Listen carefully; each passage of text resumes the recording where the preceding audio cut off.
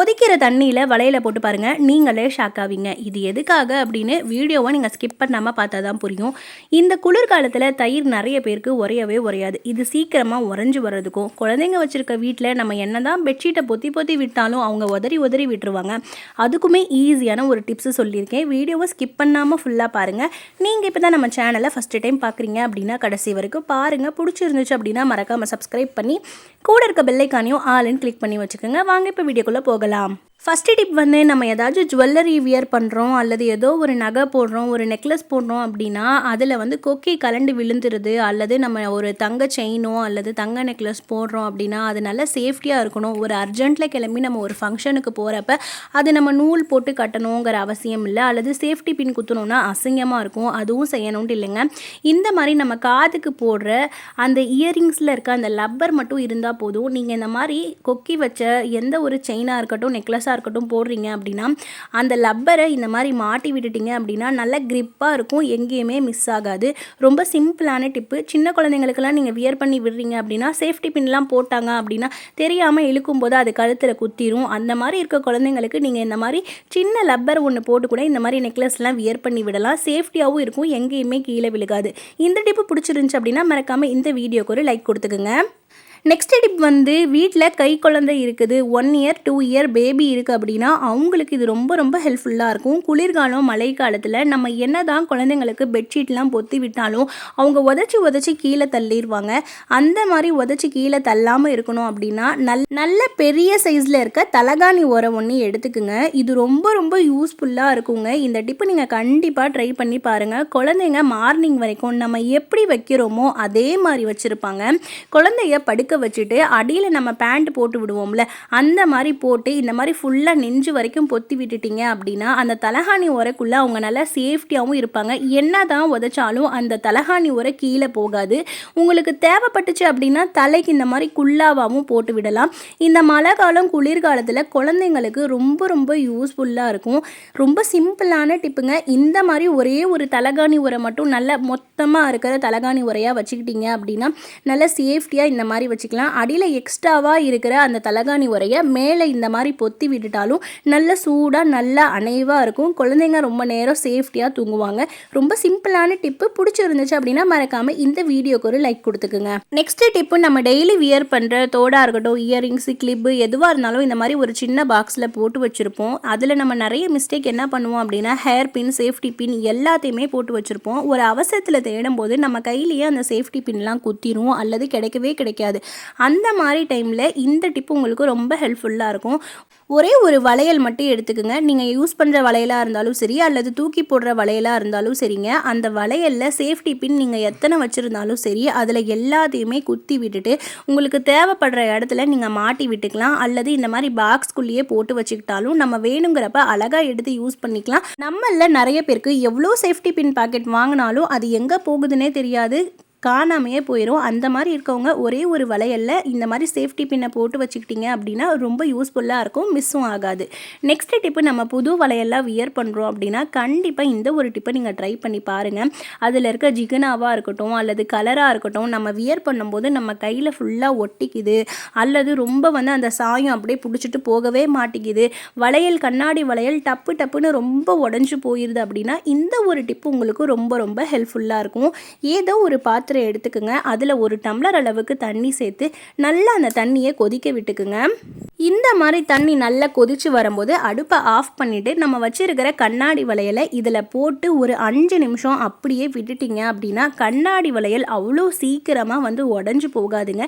இதில் இருக்க சாயமும் வந்து இதில் இறங்கியிருக்கும். நம்ம அடுத்த டைம் அந்த வளையல் வியர் பண்ணும்போது நம்ம கையில் அந்த சாயம்லாம் ஒட்டாது, ரொம்ப ஈஸியாக இருக்கும். கண்ணாடி வளையல் உங்களுக்கு சீக்கிரம் உடஞ்சி போயிடுது அப்படின்னா இந்த ஒரு டிப்பை நீங்கள் ட்ரை பண்ணி பாருங்கள். கண்டிப்பாக உடஞ்சி போகாது, நம்ம கையில் சாயமும் ஒட்டாது. இந்த கொதிக்க வச்ச தண்ணியை நம்ம வேஸ்ட் பண்ணணும்ட்டு அவசியம் இல்லைங்க. வீக்லி 1 டைம் இந்த மாதிரி நல்லா சுடு தண்ணி கொதிக்க வச்சு இந்த சிங்குடைய அடைப்பு அந்த ஹோல்ஸில் போட்டோம் அப்படின்னா ஏதாச்சும் அடைப்பு இருந்தாலும் இந்த சுடு தண்ணியை அழகாக ரிமூவ் பண்ணிடும். ரொம்ப சிம்பிளான ஐடியா. நைட்டு தூங்கும் போது இந்த மாதிரி சுடு தண்ணி ஊற்றிட்டு தூங்குனீங்கன்னா அந்த இடத்துல எந்த ஒரு பூச்சியுமே வராது, அடைப்புமே வராது. இப்போ லைட்டாக இந்த பேங்கில் இந்த மாதிரி தொடச்சி எடுத்தோம்னா போதும், நமக்கு சாயமும் ஒட்டாது, வளையல் அவ்வளோ சீக்கிரமாக உடஞ்சுமே போகாது. இந்த டிப் உங்களுக்கு பிடிச்சிருந்துச்சு அப்படின்னா மறக்காமல் இந்த வீடியோக்கு ஒரு லைக் கொடுத்துக்குங்க. நம்ம சுடுதண்ணியில் போட்டனால அதனுடைய ஜிகனாவும் போகலை, சாயமும் அவ்வளோவா போகலை. பாருங்கள் எப்படி புதுசாக இருந்துச்சோ அதே மாதிரி தான் இருக்குது. நெக்ஸ்ட் டிப் வந்து இந்த குளிர்காலம் மழைக்காலத்தில் சீக்கிரமாக தயிர் உறைஞ்சே வராது. நம்ம வந்து ஒரு சில டைமில் 6 மணிக்கு ஈவினிங் 6 மணிக்கு ஊற்றினாதான் மார்னிங் 6 மணிக்கு தயிர் நல்லா கெட்டியாகி வரும். ஒரு சில டைம் நம்ம நைட்டு தூங்க போகும்போது ஒரு 10 மணி 11 மணிக்கு ஊற்றி வச்சுட்டு மார்னிங் ஒரு 7 மணி அவசரமாக வேலை கிளம்புறோம், தயிர் உறைஞ்சிருக்கும்னு எடுத்து பார்த்தோன்னா தயிர் உறைஞ்சே இருக்காது. இதுக்கு ரொம்ப ஈஸியான ரொம்ப சிம்பிளான ஐடியா சொல்கிறேன். நான் இன்றைக்கி ஒரு 1/2 லிட்டர் பால் எடுத்திருக்கேன். இதில் வந்து 2-3 டேபிள் ஸ்பூன் அளவுக்கு தயிர் சேர்த்து நல்லா மிக்ஸ் பண்ணி விட்டுட்டேன். இதை வந்து நம்ம அப்படியே வைக்காமல் நான் சொல்கிற மெத்தடில் வச்சு பாருங்கள், மார்னிங் நல்லா கெட்டியான தயிர் ரெடி ஆயிரும். இந்த மாதிரி ஒரு பாத்திரத்துக்குள்ளே நம்ம எந்த தயிர் ஊற்றி வச்சோமோ அந்த பாத்திரத்தை அதுக்குள்ளே வச்சு இதுக்கு மேலே ஒரு மூடி போட்டு வச்சிங்க அப்படின்னா அந்த பால் வந்து நல்ல வெதுவெதுப்பான சூட்டில் இருக்குங்க. இதனால தயிர் சீக்கிரமாக மார்னிங் வந்து ரெடியாகி நல்லா கல் மாதிரி வந்துடும். ரொம்ப சிம்பிளான ஐடியா. நம்ம வெளியில் அப்படியே காற்று படுற மாதிரி வச்சோம் அப்படின்னா சீக்கிரமாக தயிரோடைய அந்த பாத்திரம் வந்து கூலிங் ஆயிரும். அதனால் அவ்வளோ சீக்கிரமாக தயிர் உறைஞ்சி போகாது. இந்த மாதிரி ஒரு பாத்திரத்துக்குள்ளே வைக்கும் போது சீக்கிரமாக தயிர் உறைஞ்சி வந்துடும்.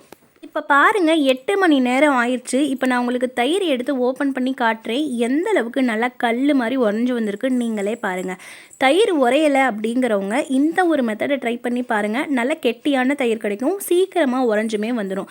பாருங்கள் மேலையெல்லாம் எவ்வளோ நெய் மாதிரி வந்து எவ்வளோ அழகாக தயிர் கல் மாதிரி வந்திருக்குன்னு பாருங்கள். இந்த டிப்பு பிடிச்சிருந்துச்சு அப்படின்னா மறக்காமல் இந்த வீடியோக்கு ஒரு லைக் கொடுத்துக்குங்க. நெக்ஸ்ட் டிப்பு ரொம்ப யூஸ்ஃபுல்லான டிப்புங்க. இந்த மாதிரி கவுண்டர் டேப் மேலே நம்ம வால்பேப்பர் ஒட்டுறோம் அப்படின்னா தெரிஞ்சிக்க வேண்டிய ரொம்ப யூஸ்ஃபுல்லான டிப்ஸ்ன்னு சொல்கிறேன். என்னுடைய கவுண்டர் டேப்புக்கு மேலே நாங்கள் வந்து பிளாக் கலர் பெயிண்ட் அடிச்சிருந்தோம். அது உறிஞ்சி போய் சூடான பாத்திரம்லாம் வைக்கும்போது நிறைய இடத்துல உறிஞ்சி போய் வந்துருச்சு. ஒரு சில டைமில் க்ளீன் பண்ணலாம் அப்படிங்கிறப்ப சோப்பு போட்டு கழுவும் போதே அதில் வந்து நிறைய அந்த உறிஞ்சி அந்த பெயிண்ட் எல்லாம் வந்துருச்சு.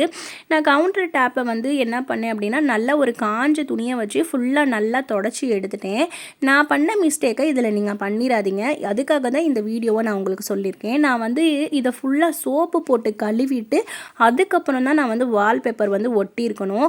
இந்த மாதிரி வால்பேப்பர் ஒட்டுறோம் அப்படின்னா ஃபஸ்ட்டு நல்லா சோப்பை போட்டு ஃபுல்லாக வாஷ் பண்ணி நல்லா தொடச்சி நல்லா ஒரு நைட்டு ஃபுல்லாக வந்து காய விட்டுருக்கணும். இந்த மாதிரி வால்பேப்பர் ஒட்டுறவங்க இந்த டிப்பை கண்டிப்பாக தெரிஞ்சுக்குங்க. நெக்ஸ்ட்டு வந்து இந்த மாதிரி வால்பேப்பரை இந்த செவுத்துல இருந்து வச்சு அந்த கார்னர் எண்டு வரைக்கும் வச்சு நல்லா இந்த மாதிரி அமுத்தி பிடிச்சி அந்த இடத்துல நல்லா அமுத்தி இந்த மாதிரி அழுத்தி விட்டாலே வந்து அழகாக அந்த ஒரு லைன் மாதிரி வந்துடுது. அதை நம்ம 2ஆக மடக்கி போட்டு 2ஆக கட் பண்ணோம் அப்படின்னா உங்களுடைய கவுண்டர் டாப் எந்த அளவுக்கு இருக்கோ அந்த அளவுக்கு வச்சு நம்ம அழகாக வந்து கட் பண்ணி எடுத்துக்கலாம். நம்ம அளவு தெரியாமல் கீழே வச்சு கட் பண்ணுறதுக்கும் இந்த மாதிரி அந்த கவுண்டர் டாப் அந்த கல் மேலேயே வச்சு இந்த மாதிரி நல்லா அழுத்தி கோடு மாதிரி போட்டு கட் பண்ணுறதுக்கும் நிறைய வித்தியாசம் இருக்குது. இதனால நமக்கு நல்ல க்ளீனாக அளவு கிடைக்குங்க, கொஞ்சம் கூட வந்து எச்சாகாது. இந்த மாதிரி நான் 2ஆக மடக்கிட்டு எனக்கு வந்து கவுண்டர் டாப் வந்து 2 சைடு அளவுக்கு வந்து நான் கட் பண்ணி எடுத்துக்கிட்டேன். இந்த மாதிரி போட்டு நல்லா அதே மாதிரி இன்னொரு டைம் அந்த கவுண்டர் டாப் கல் எங்கே வருதோ அதே அளவுக்கு வச்சு நான் ஒரு சிசர் வச்சு நல்லா கட் பண்ணி எடுத்துக்கிட்டேன். இந்த மாதிரி நம்ம வால் ஸ்டிக்கர் ஒட்டுறோம் அப்படின்னா இந்த மாதிரி போட்டு கட் பண்ணாலே நமக்கு ரொம்ப அழகாக ஈஸியாக வந்து கட் பண்ணி எடுத்துடலாம். ரொம்ப ஈஸியாகவும் ஒட்டிடலாங்க. இந்த மாதிரி வால்பேப்பர் ஒட்ட போகிறீங்க அப்படின்னா நான் பண்ண மிஸ்டேக்காக நீங்களும் பண்ணிடாதீங்க. நீங்கள் செவுத்தில் அதாவது டைல்ஸில் ஒட்டுறதா இருந்தாலும் சரி அல்லது இந்த கவுண்டர் டாப் இந்த கல் மேலே ஒட்டுறதா இருந்தாலும் சரி எப்போவுமே நல்லா சூப்பராக ஒரு லிக்விட் வச்சு நல்லா வாஷ் பண்ணி நல்லா ஒரு 8 மணி நேரம் காய வச்சுட்டு நல்லா ட்ரை ஆனதுக்கப்புறம் இந்த வால் ஸ்டிக்கர் ஒட்டணும் அப்படின்னா நல்லா ஒட்டிக்கும். நான் ஒட்டின நேரமோ என்னமோ தெரியல, அதுக்கடியில் பெயிண்ட் இருந்தனாலையோ என்னமோ தெரியல அவ்வளோ சீக்கிரமாக வந்து ஒட்டவே இல்லை. ஆனால் நான் ஒட்டினது ஒரு சுருக்கம் கூட இல்லாமல் நல்லா அழகாக கிளியராக வந்து ஒட்டிட்டு வந்துச்சுங்க. இப்போ 2 ஸ்டிக்கர் அளவுக்கு நான் இந்த மாதிரி வந்து கட் பண்ணி எடுத்துட்டேன். இப்போ பாருங்கள் இந்த பக்கம் ஒன்று இந்த சைடு ஒன்று வைக்கிறதுக்கு என் கவுண்டர் டாப் எந்த அளவுக்கு இருந்துச்சோ அந்த அளவுக்கு இந்த மாதிரி வச்சு நான் கட் பண்ணி எடுத்துக்கிட்டேன். இந்த வால் ஸ்டிக்கர் ஒட்ட போகிறதுக்கு முன்னாடி இந்த நம்ம எந்த இடத்துல பிரிக்கிறோமோ அதே லைன் மேலே இருந்து நம்ம பிரிச்சுட்டு வரணும். நம்மளுடைய கையில் வந்து அடிக்கடி அந்த வால் ஸ்டிக்கர் ஒட்டுனாலுமே வந்து அந்த பசை சீக்கிரமாக போயிடுது. அதனால் அந்த இடத்துல ஒட்டவே மாட்டேங்குது. நம்ம அடிக்கடி அந்த ஸ்டிக்கர் மேலே கை வைக்கிறனாலையோ என்னமோ தெரியல அந்த இடமெல்லாம் வந்து ஒட்டவே மாட்டேங்குதுங்க. இந்த மாதிரி ஃபுல்லாக பிரித்து விட்டதுக்கப்புறம் நான் வச்சு ஒட்டி கட்டுறேன்னு பாருங்கள். இந்த மாதிரி தான் நான் வந்து எந்த இடத்துல ஒட்டணுமோ அந்த இடத்துல இந்த மாதிரி அழகாக வச்சு விட்டுட்டேன். நான் பண்ண மிஸ்டேக் ஒன்றே ஒன்று, இந்த இடத்துல நல்லா வந்து லிக்விடு போட்டு நல்லா வந்து வாஷ் பண்ணாமல் ஒட்டினால என்னமோ தெரியல, அந்த இடத்துல லைட்டாக வந்து ஒட்டவே இல்லைங்க. அதுக்கப்புறம் அடியில் அந்த ஸ்டிக்கரை மட்டும் நம்ம ரிமூவ் பண்ணிட்டு வந்தோம்னாலே போதும், அழகாக வந்து ஒட்டிக்குது.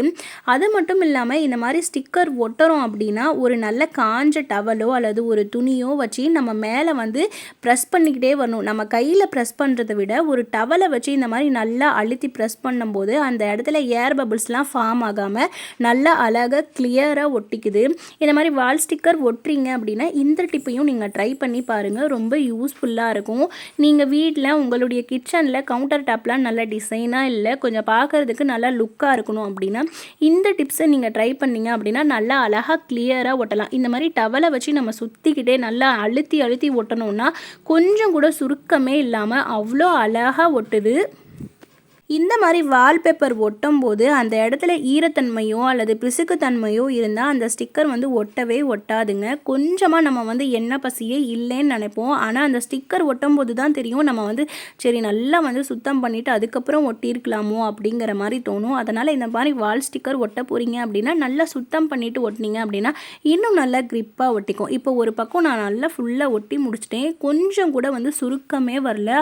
அந்த டவலை வச்சு நம்ம அமுத்தி அமுத்தி வந்து ஒட்டணும் அவ்வளோ சூப்பராக அழகாக ஒட்டிக்கிச்சு. நீங்களும் இந்த டிப்பை ட்ரை பண்ணி பாருங்கள், ரொம்ப நீட்டாக அழகாக இருக்கும். எண்ணெய் பசை இருக்கிற இடத்துல மட்டும் கொஞ்சம் லைட்டாக வந்து தூக்கிட்டு நின்றுச்சுங்க. இதே மாதிரி இன்னொரு பக்கமும் நான் ஃபுல்லாக ஒட்டிட்டு காட்டுறேன், எப்படி இருக்குதுன்னு நீங்களே பாருங்கள். இன்னொரு பக்கமும் நான் ஒட்டிட்டேன் பாருங்கள் எந்த அளவுக்கு அழகாக நீட்டாக ஒட்டியாச்சுன்னு. இந்த டிப்பு உங்களுக்கு பிடிச்சிருந்துச்சி அப்படின்னா மறக்காமல் இந்த வீடியோக்கு ஒரு லைக் கொடுத்து நிறைய பேர் கூட ஷேர் பண்ணிக்கோங்க. இப்போ பாருங்கள் வால் ஸ்டிக்கர் நம்ம ரெண்டாக கட் பண்ணி ஒட்டியிருக்கோங்கிற அடையாளம் கூட தெரியல, எந்த இடத்துலையுமே வந்து அந்த கொஞ்சம் கூட சுருக்கமே இல்லை, டைல்ஸ் மாதிரியே இருக்குது பாருங்கள். இந்த டிப்பெல்லாம் உங்களுக்கு பிடிச்சிருந்துச்சு அப்படின்னா மறக்காமல் சப்ஸ்கிரைப் பண்ணி நிறைய பேர் கூட இந்த வீடியோவை ஷேர் பண்ணிக்கோங்க, அவங்களுக்குமே ரொம்ப ரொம்ப ஹெல்ப்ஃபுல்லாக இருக்கும். இப்போ கவுண்டர் டாப் எல்லாமே வந்து அரேஞ்ச் பண்ணி வச்சுட்டேன். நீங்களும் வால் ஸ்டிக்கர் ஒட்டுறீங்க அப்படின்னா கண்டிப்பாக இந்த மிஸ்டேக்கை மட்டும் பண்ணிடாதீங்க. தேங்க்யூ ஃபார் வாட்சிங்.